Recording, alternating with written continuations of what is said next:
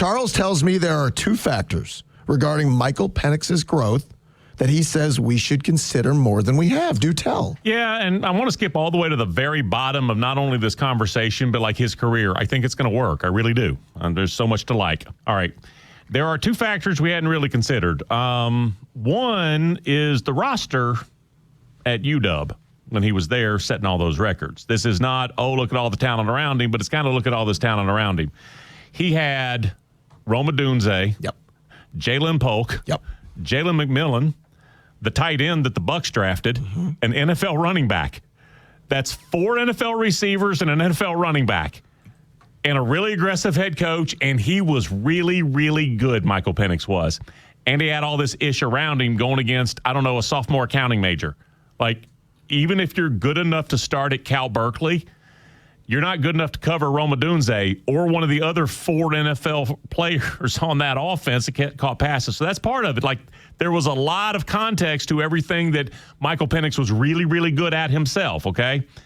Here's the other one, and I hadn't thought about this, and I don't know why it occurred to me, but we've been concentrating so much on him being under center and why he doesn't do it. Now, he didn't do it at UW or Indiana virtually at all. Indiana. Almost ever. And he doesn't do it here. There is something, I remember talking about this back in the day, and I went and looked again today. I was like, damn it, I knew it.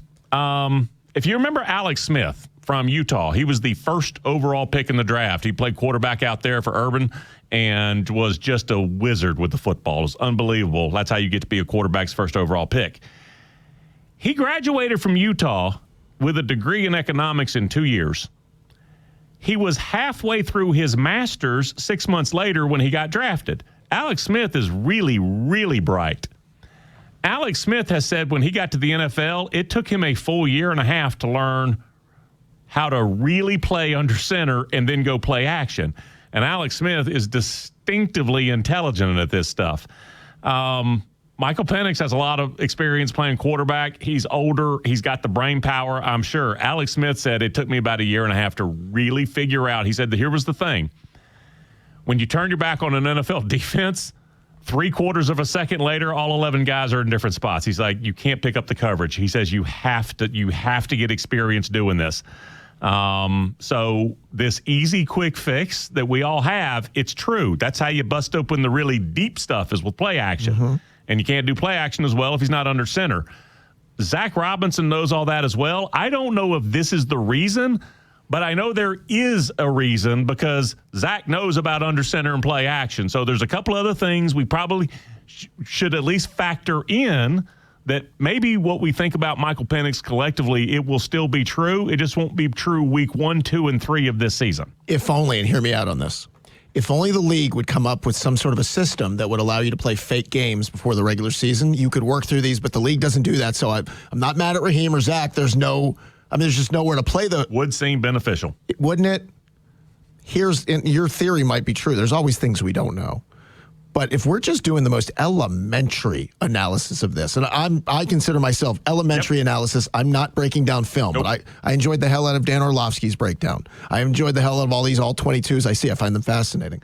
When they're talking about really elementary things of like when you're running play action and you're talking about coming from under center, it's all about the timing. You come out of the pocket, you hit your 5th step, you know where the receiver's going to be. Get your head around, man. Get your head around, right, but the timing for Mike of on my 5th, by the time I drop my 5th step, I know where my receiver is going to be because I practiced that much or I played enough to do it.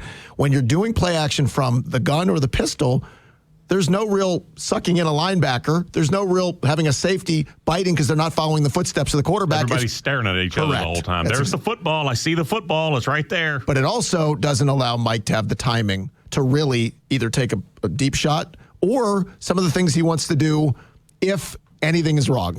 And what I mean by anything is his accuracy's off, his footwork's a little off. You know, some of the things that you need him to do. Michael's probably never had to focus on footwork. Michael's probably never had to focus on follow-through because he could fling it and he sidearms and throws it from all platforms and the ball has 1,000,000 RPMs on it. But in the NFL, that stuff matters. All of it matters.